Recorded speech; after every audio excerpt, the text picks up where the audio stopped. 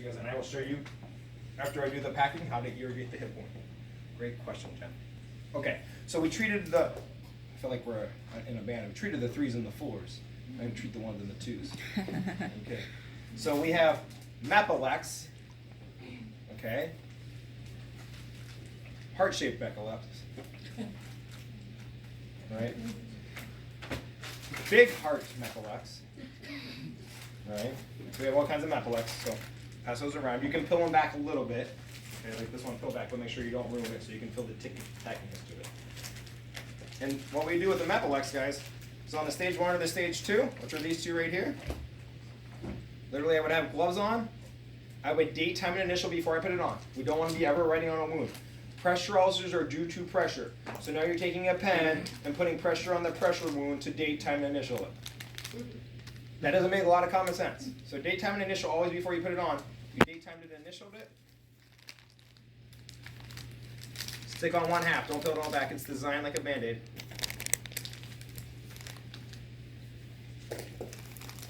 Stays in place for 1 week. Stays in place for a week. In a week, we go taking it off, and we reassess the wound. For stage 1s and 2s, they can stay in place for a week. For stages 3 and 4, if it's the wound vac, it's every 48 hours.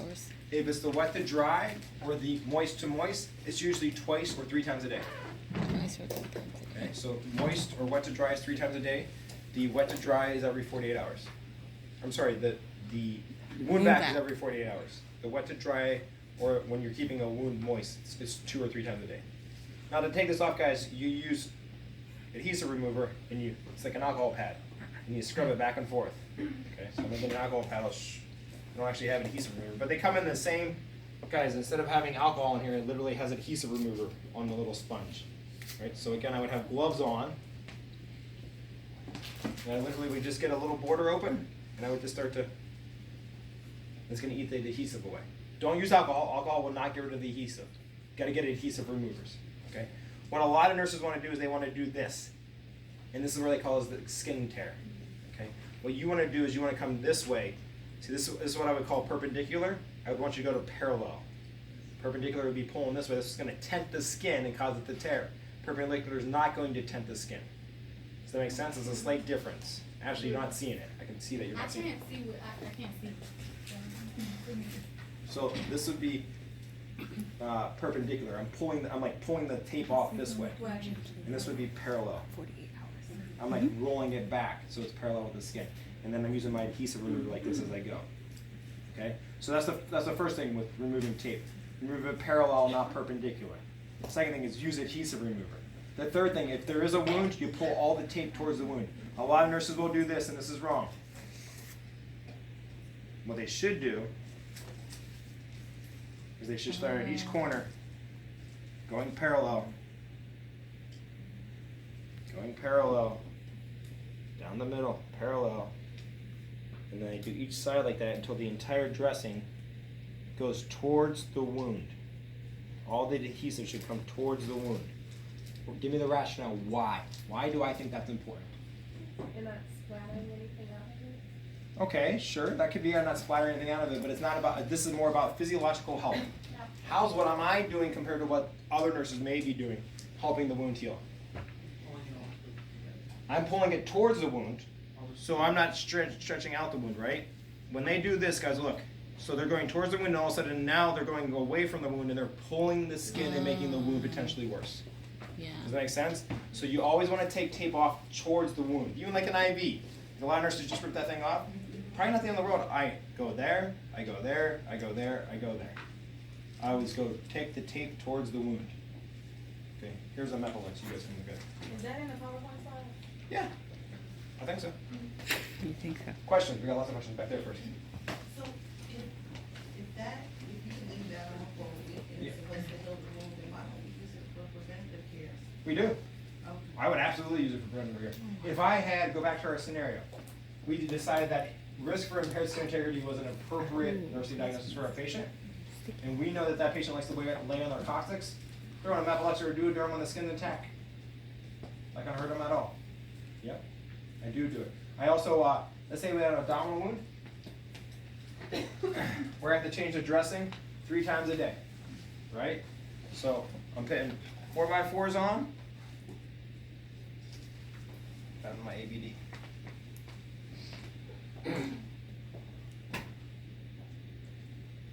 I'm putting my ABD on, and then I told you guys to tape it like a picture frame. But that tape has to come on and off 3 times a day, or twice a day.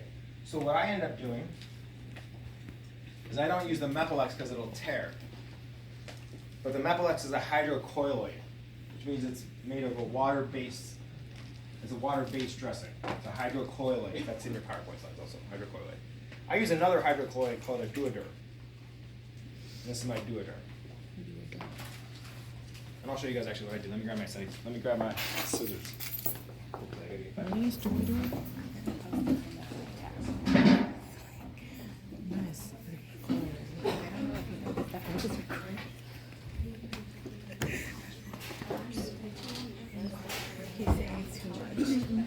Is this the one we just? Is this the one we just saw? Yeah, that's Water based. Water based. Yeah, for hydrocolloid. Hydrocolloid. So what I would do is I would take these scissors and open up my duoderm. Pass it.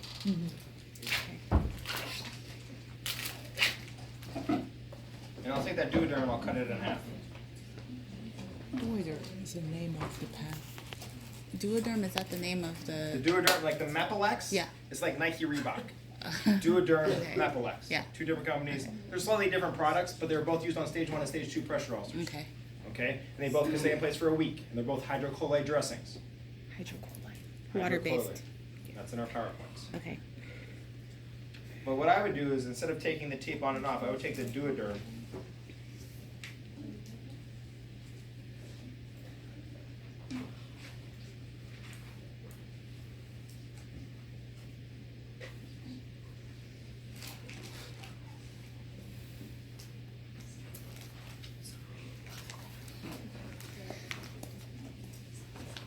And I would line the sides, guys. I would line all the way down and around with duoderm. And then I tape to the duoderm on and off. So now the duoderm can stay in place for a week. So instead of the tape going on and off the skin, I'm taping to the duoderm, which can stay in place for a week. Right? You're not going to find that in any textbook. Again, Ron Rock, who's a wound nurse, showed that to me. He's like, hey, quit irritating every abdominal patient's wound. Put duoderm on, leave it in place for a week, tape to that. Oh, that makes a lot of sense. Okay. So you guys can use this hydrochloride because you know it can stay in place for a week. We use it on stage 1, which is intact skin. This is intact skin, no difference. So we're applying all the principles. We're preventing skin breakdown by using duoderm as our border to tape to. And then we're putting less strain and less irritation on the wound. Okay, so I'll pass around the duoderm on the wound.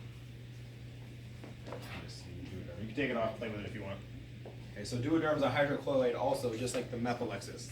Now what happened to my heart Mepilexes? Billy, you keeping all the stuff you passing around? Made it. It's coming back to you? Yeah, it's throwing it on me too. Okay, that's fine. Why is it heart-shaped? Because you're, It's for my booty. It's designed so that it gets into the crack. That's why it's designed that way. You got cheek, crack. Makes sense?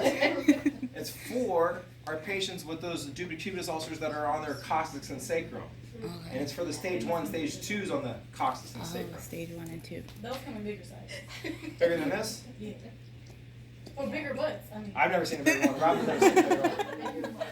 Bigger butts require 3 hearts. I've never seen a bigger than this. So, right? Yeah, it's all the, usually the wound's not bigger than that though. Okay. Yeah, it's not like you gotta cut a whole butt. You're just looking for the same. You're thinking my Aunt Mary Lou. I love my Aunt Mary Lou, but my Aunt Mary Lou has to get 2 airplane tickets when she flies. Like my Aunt Mary Lou's. My Uncle John says, I always said I want him with a big butt, but dang. That's what he says to his wife. They're both in their 70s. It's hilarious. Okay.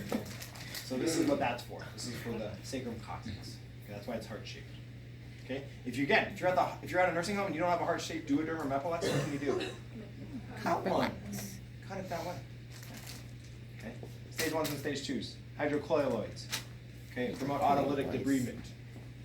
Okay? In our PowerPoints. Yeah, so to be clear, the type of adhesive dressing that you use depends on the type of wound or the type of what you're packing with. The type of wound. The type of one. So Yes. 1 and 2 is a specific type of dressing. Called a And then- hydrocolloid. But then you use 2 different. Yes, both the Mepilex and the Duoderm are examples of hydrocolloids. Okay. Does that make sense, Big Ashley? words. You're using a lot of big words. I am, and I'll keep on using big words because Ashley, when you graduate, I want you to be a badass nurse and I want you to be able to talk the walk with the docs. Facts. Because you can talk the walk with the docs and they respect you. If I just said we use this dressing or that dressing, and you didn't learn the words, and you don't force yourself, where's my friend at? Who said petechiae in a really, how did you say that word earlier? It was something that I cannot comprehend. She's like, how do you say the I was like, Rolo? I was like, what? I don't know. Pokemon? Right? Petechiae. And so you guys gotta hold each other accountable too when you're studying. You don't know how to say the word, you get on Google and say, how do you say it? Siri, how do you say? And I type in the word. She'll tell you, or whatever's on Google will tell you on the droid. Practice saying the words so you feel comfortable with the words. So when you can talk the medical jargon. You can't just write it out, right?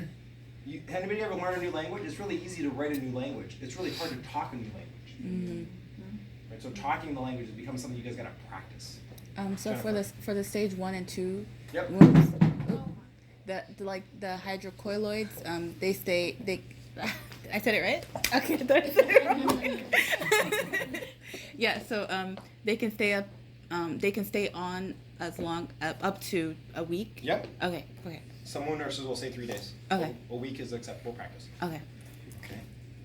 And then the wet to dry and the moist to moist, or keeping 2 to 3 days. No. Wait. 2 to 3 times a day. 2 to 3 times a day. Yes. And then the wound vac is every 2 days. Yeah. I don't know, maybe. If it's not, we'll go back through the PowerPoint. Questions? Yes. Name. Tara. Tara. So the wound vac, Wait, did you ask me about Gatorade yesterday? Was that you? Yeah. Yes, you my like life was in Gatorade. your hands and you didn't even reply. I didn't read it until like, I didn't read it until 10:30 at night. It's okay. So I was like, hey, you can have I'm just Gatorade. staring at my Gatorade. It's okay. I didn't You didn't die, you drank water. Yeah. You're okay. As far as the wound vac, you mentioned that like sometimes the skin can adhere to it as it heals. The granulation tissue will grow into it. Okay, So we don't want to say the is that skin like because the skin is different than granulation tissue.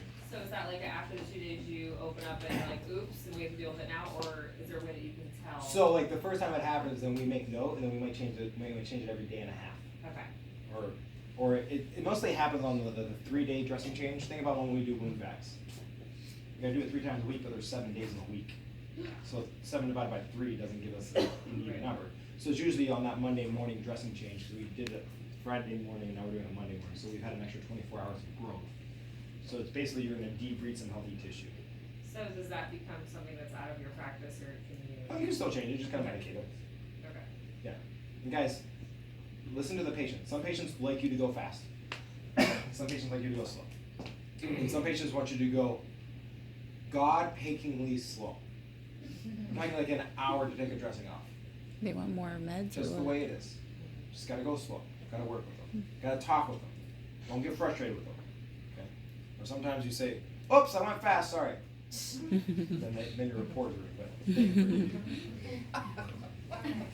Darren, so we stage the wound and dress the wound as the nurse without advice from the doctor. So would it be our responsibility to choose which type of dressing? to Yes, use? yes, and yes.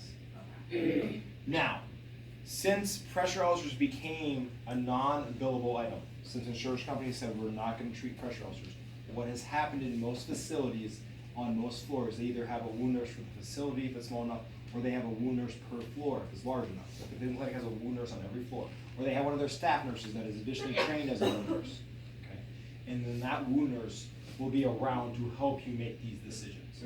Or if you come across a wound that you don't know how to manage, you manage the best you can until the morning, and then the wound nurse gets a consult, the one for the hospital, to come up and make recommendations. But most of the time what's going to happen is that wound nurse is only a post-baccalaureate certificate.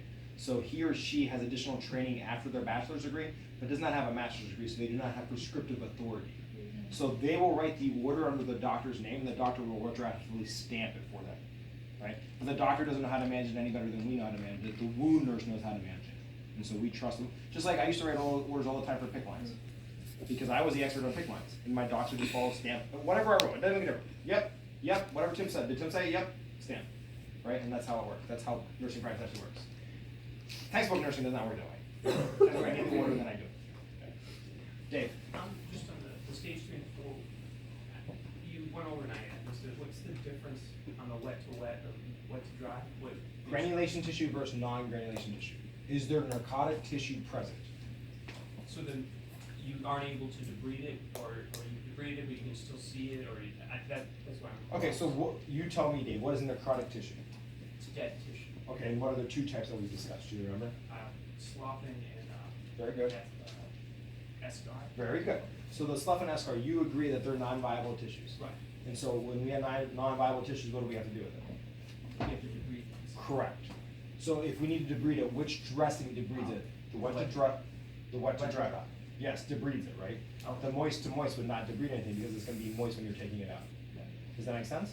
So we've done that, or if we come on shift, we see that and that was. Well, sometimes the surgeon will say, hey, you know, there's only like 8% of this wound that needs to be debrided. Let's try to go ahead and debride it through mechanical debridement. You as the nurses just change the dressing so we don't have to book an OR, charge all this money to the patient, put them under anesthesia, all that type of stuff. So we might take 2 weeks trying to debride this with our wet to dry as the rest of the wound heals, because it's less invasive, less dangerous, less money. There's a lot of benefits to doing that way. So it might be just, this is ordered that way, okay?